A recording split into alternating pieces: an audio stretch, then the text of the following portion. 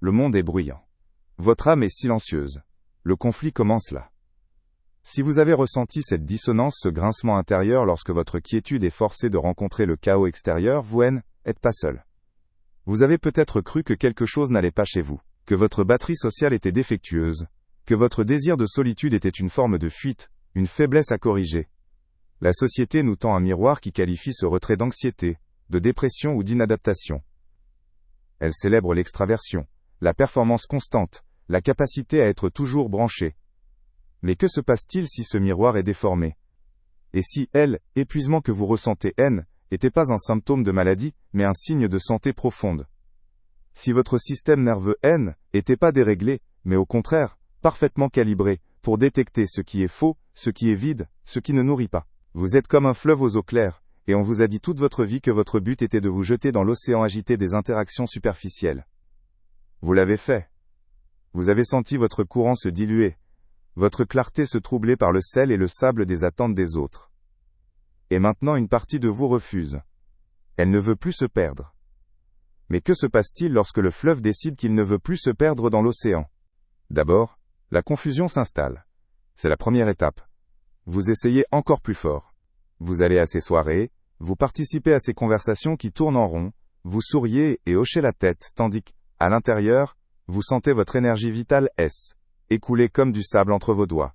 Vous vous blâmez. Vous vous dites « Je devrais aimer ça. Tout le monde semble s'amuser. Pourquoi suis-je différent ?» C'est une période de grande solitude, non pas parce que vous êtes seul, mais parce que vous vous sentez seul au milieu de la foule, un étranger dans votre propre vie. Le fleuve, à ce stade, se bat contre sa propre nature. Il croit que sa valeur réside dans sa capacité à se fondre dans la masse océanique. Il lutte pour suivre les marées, ignorant les murmures de sa propre source. Mais voici où les choses commencent à changer. Vous commencez à remarquer une chose. L'épuisement n'est pas constant. Il est spécifique. Il y a des gens, des lieux, des sujets, qui vous vident complètement. Et il y en a d'autres, rares et précieux, qui vous remplissent. Une conversation profonde avec un seul ami. Une heure passée à regarder un arbre. La lecture d'un livre, qui parle directement à votre âme. Vous commencez à voir un schéma. Votre sensibilité n'est pas un handicap. C'est un système de guidage. Elle est une boussole interne qui frémit et s'affole en présence de l'inauthenticité, et qui pointe calmement vers le nord en présence de la vérité. Et c'est là que commence la deuxième étape, le retrait conscient. C'est une phase effrayante, vous commencez à dire non. Non à cette invitation. Non à cette conversation qui vous draine. Non à la performance. Le monde extérieur ne comprend pas. On vous accuse d'être distant, arrogant ou triste. Vous risquez de perdre des gens. Mais ce que vous commencez à gagner est infiniment plus précieux. Vous-même. C'est ici que le fleuve cesse de se forcer à atteindre l'océan. Il ralentit son cours. Il commence à former un lac, un réservoir. L'eau, qui était agitée et trouble, commence à se calmer. Les sédiments tombent au fond. La clarté revient. Pour la première fois, vous pouvez voir le fond. Vous pouvez voir ce qui vit en vous. Dans les traditions anciennes, les prophètes et les sages ne se retiraient pas dans le désert pour fuir le monde. Ils se retiraient pour entendre une voix plus subtile, une voix que le bruit du monde couvre systématiquement. Jésus n'est pas allé dans le désert pendant 40 jours parce qu'il était antisocial. Il y est allé pour se confronter à l'essentiel, pour que sa mission devienne claire, loin des projections et des demandes de la foule. Maintenant regardez ce qui se passe dans votre monde. Ce retrait n'est pas une fuite. C'est un pèlerinage vers votre propre centre. Vous ne vous isolez pas du monde, vous vous isolez du bruit pour enfin pouvoir entendre le signal. Maintenant, observez ce qui se produit, lorsque vous honorez ce besoin. Au début, le silence peut être assourdissant. Toutes les peurs, toutes les insécurités que le bruit couvrait, remontent à la surface. C'est un processus de purification. Le lac se nettoie. Mais si vous restez avec cet inconfort, si vous lui permettez d'être là sans essayer de le fuir en rallumant votre téléphone ou en cherchant une distraction, quelque chose de miraculeux se produit. Une paix profonde s'installe. Une paix qui ne dépend de rien d'extérieur. C'est la paix de la souveraineté. C'est la sensation de rentrer chez soi. J'ai connu une femme qui passait sa vie à organiser des événements, à être le centre de son cercle social. Elle était épuisée, malade. Mais elle pensait que cétésisme et qu'en menitelactomeni des dons séchixi était son rôle, son identité. Un jour, son corps a dit stop. Une maladie l'a forcé à un repos complet pendant des mois. Au début, ce fut l'enfer. Puis, lentement, elle a redécouvert le plaisir simple de être, de lire, de regarder les nuages. Quand elle a guéri, elle n'est jamais redevenue la même. Elle a gardé 1 ou 2 amis. Elle passait la plupart de son temps seule, à peindre. Elle était plus heureuse, plus vivante qu'elle ne l'avait jamais été. Son lac intérieur était devenu si profond, et si clair, qu'elle n'avait plus besoin de l'océan. Elle était devenue une source. Et voici où cela devient directement pertinent pour vous. Votre sensibilité n'est pas une pathologie, c'est un don de discernement. Dans un monde qui crie, votre capacité à chérir le silence est une forme de sagesse radicale. Votre inconfort face à la superficialité n'est pas de l'anxiété, c'est une allergie au mensonge. Vous êtes un gardien de la profondeur. Et le monde, même s'il ne le sait pas encore, a désespérément besoin de gardiens de la profondeur. Il a besoin de gens qui ont eu le courage de se retirer du bruit, pour cultiver quelque chose de vrai. C'est la 3e étape, la connexion sélective. Depuis votre lac intérieur, clair et plein, vous pouvez maintenant choisir. Vous pouvez choisir de laisser un petit ruisseau écouler, pour nourrir un jardin spécifique. Vous pouvez choisir de partager votre eau avec ceux qui ont vraiment soif, pas avec ceux qui veulent juste faire des vagues. Votre interaction avec le monde change de nature. Elle n'est plus basée sur le besoin, mais sur l'offrande. Vous ne cherchez plus à être validé ou inclus. Vous êtes déjà plein. Lorsque vous choisissez de parler, vos mots ont du poids, car ils viennent du silence. Lorsque vous choisissez d'être présent, votre présence a un pouvoir de guérison, car elle est ancrée dans votre propre vérité. Vous comprenez enfin la différence cruciale entre être seul et se sentir seul. Vous pouvez être seul et vous sentir profondément connecté à tout. Et vous pouvez être dans une foule et vous sentir complètement isolé. Mais voici la vérité magnifique et paradoxale. C'est en honorant votre besoin de retrait que vous devenez capable de la connexion la plus authentique. C'est en cessant de vous battre pour appartenir à l'océan que vous découvrez votre véritable pouvoir, celui d'être une source. Votre fleuve intérieur n'a jamais eu pour vocation de disparaître dans l'océan salé de l'approbation des autres. Il était destiné à irriguer une terre qui lui est propre, à faire pousser une vie unique qui ne pourrait éclore nulle part ailleurs. Votre sensibilité est la graine de cette conscience. Le retrait est le terreau, le silence est l'eau. Donnez-vous la permission de vous retirer. Donnez-vous la permission d'être silencieux dans un monde qui hurle. Si vous êtes de ceux qui sentent le courant du monde aller à contresens de votre vérité, n'essayez pas de nager plus fort. Arrêtez-vous, laissez le courant passer. Ancrez-vous dans votre propre profondeur. Votre système n'est pas un adversaire à faire taire, mais un guide sacré à écouter. Votre retrait n'est pas une fin. C'est le creusement du puits. Et un jour, sans que vous vous y attendiez, des gens assoiffés de vérité viendront boire à votre source, non pas parce que vous avez crié dans la foule, mais parce que vous avez cultivé le silence, d'où jaillit l'eau pure. Votre épuisement n'est pas une faiblesse. C'est une boussole qui pointe loin du bruit. Si vous avez ressenti cette fatigue profonde, presque spirituelle, face à l'agitation du monde, sachez que vous n'êtes pas seul. Vous n'êtes pas défaillant. Vous avez peut-être cru que quelque chose n'allait pas chez vous, que votre batterie sociale était défectueuse, que votre désir de solitude était une forme de fuite, une faiblesse à corriger. La société nous tend un miroir qui qualifie ce retrait d'anxiété, de dépression ou d'inadaptation. Elle célèbre l'extraversion, la performance constante, la capacité à être toujours branché. Mais que se passe-t-il si ce miroir est déformé? Et si l'épuisement que vous ressentez n'était pas un symptôme de maladie, mais un signe de santé profonde? Si votre système nerveux n'était pas déréglé, mais au contraire parfaitement calibré, pour détecter ce qui est faux, ce qui est vide, ce qui ne nourrit pas. Vous êtes comme un fleuve aux eaux claires, et on vous a dit toute votre vie que votre but était de vous jeter dans l'océan agité des interactions superficielles. Vous l'avez fait. Vous avez senti votre courant se diluer, votre clarté se troubler par le sel et le sable des attentes des autres. Et maintenant, une partie de vous refuse. Elle ne veut plus se perdre. Mais que se passe-t-il lorsque le fleuve décide qu'il ne veut plus se fondre dans l'océan? D'abord, la confusion s'installe. C'est la première étape. Vous essayez encore plus fort. Vous allez à ces soirées, vous participez à ces conversations qui tournent en rond, vous souriez et hochez la tête, tandis qu'à l'intérieur, vous sentez votre énergie vitale, écoulée comme du sable entre vos doigts. Vous vous blâmez. Vous vous dites, je devrais aimer ça. Tout le monde semble s'amuser. Pourquoi suis-je différent?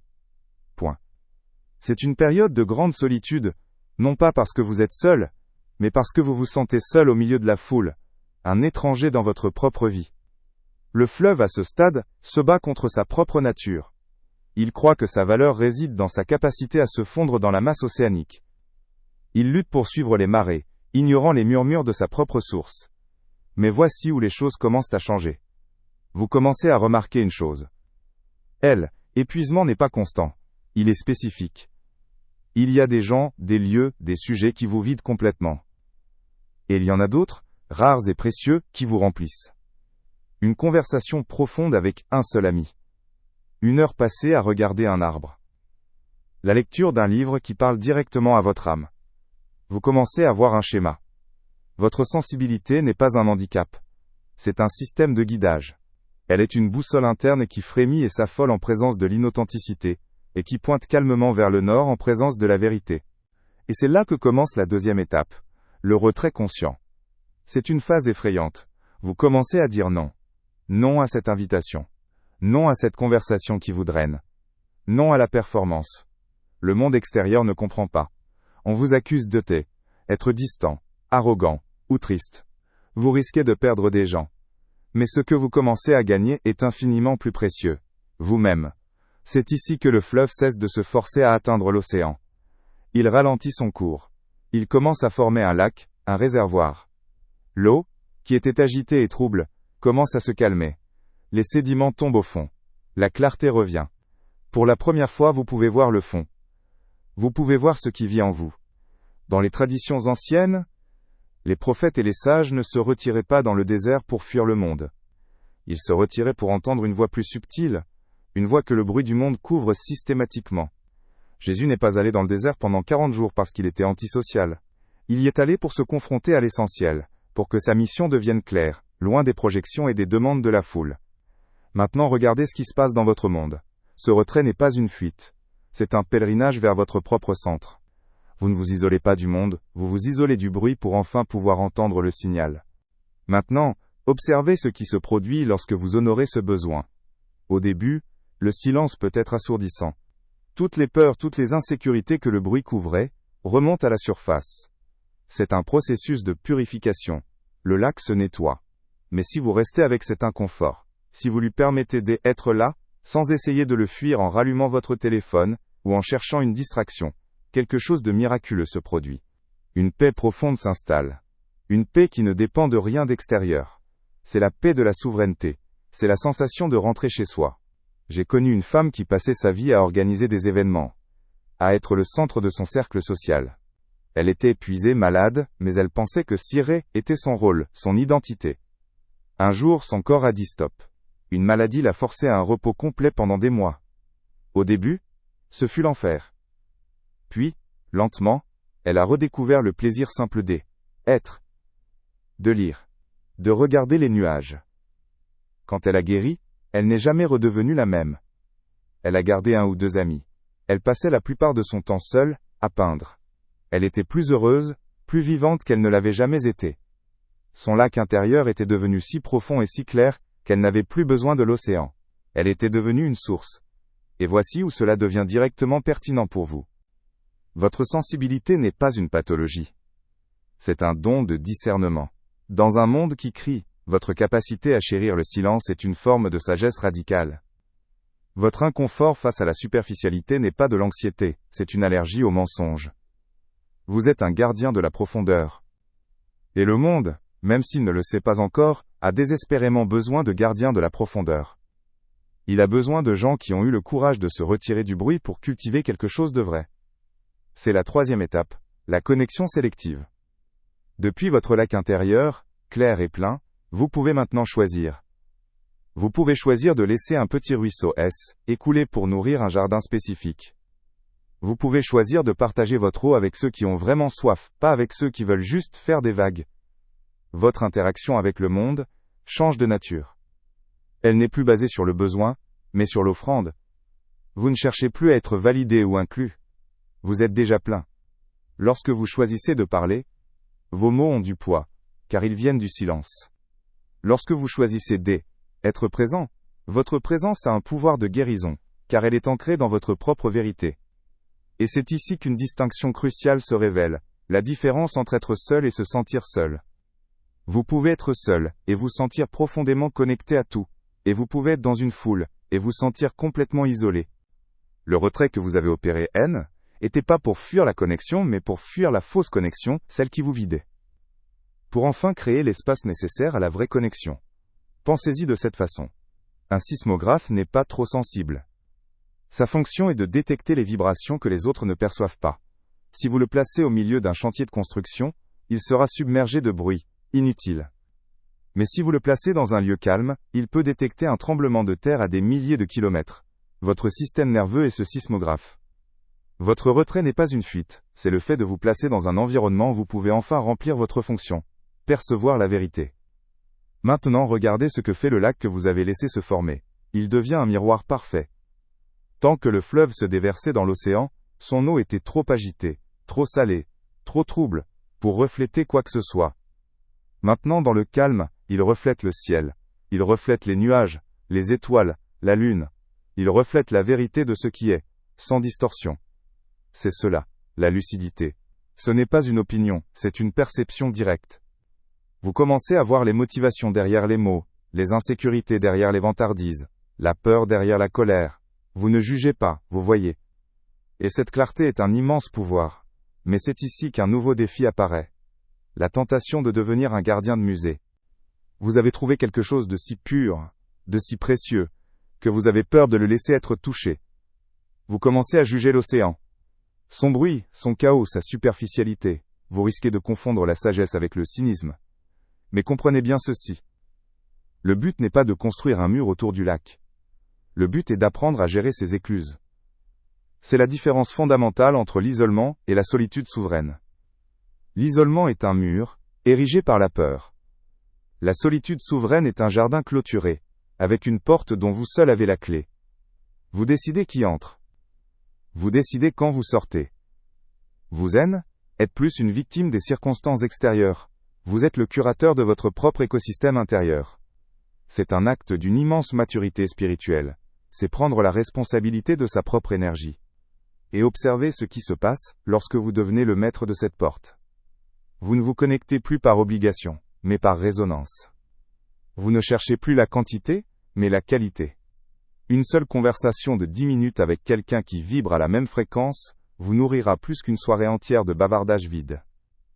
Vous n'êtes plus un fleuve qui se perd, mais une source qui choisit quelle seule nourrir. Et cette offrande, parce qu'elle vient d'un lieu d'abondance et non de manque, est pure. Elle est transformative, non seulement pour vous, mais pour ceux qui ont la chance de la recevoir. Mais voici la vérité magnifique et paradoxale. C'est en honorant votre besoin de retrait que vous devenez capable de la connexion la plus authentique. C'est en cessant de vous battre pour appartenir à l'océan, que vous découvrez votre véritable pouvoir, celui d'être une source. Votre fleuve intérieur n'a jamais eu pour vocation de disparaître dans l'océan salé, de l'approbation des autres. Il était destiné à irriguer une terre qui lui est propre, à faire pousser une vie unique qui ne pourrait éclore nulle part ailleurs. Votre sensibilité est la graine de cette conscience. Le retrait est le terreau. Le silence est l'eau. Donnez-vous la permission de vous retirer. Donnez-vous la permission d'être silencieux dans un monde qui hurle. Si vous êtes de ceux qui sentent le courant du monde aller à contresens de votre vérité, n'essayez pas de nager plus fort. Arrêtez-vous. Laissez le courant passer. Ancrez-vous dans votre propre profondeur. Votre système n'est pas un adversaire à faire taire, mais un guide sacré à écouter.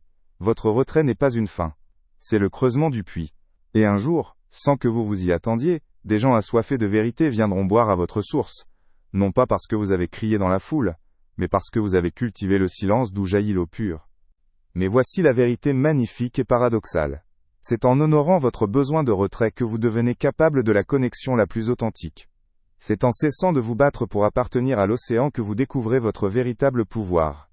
Celui d'être une source. Votre fleuve intérieur n'a jamais eu pour vocation de disparaître dans l'océan salé de l'approbation des autres.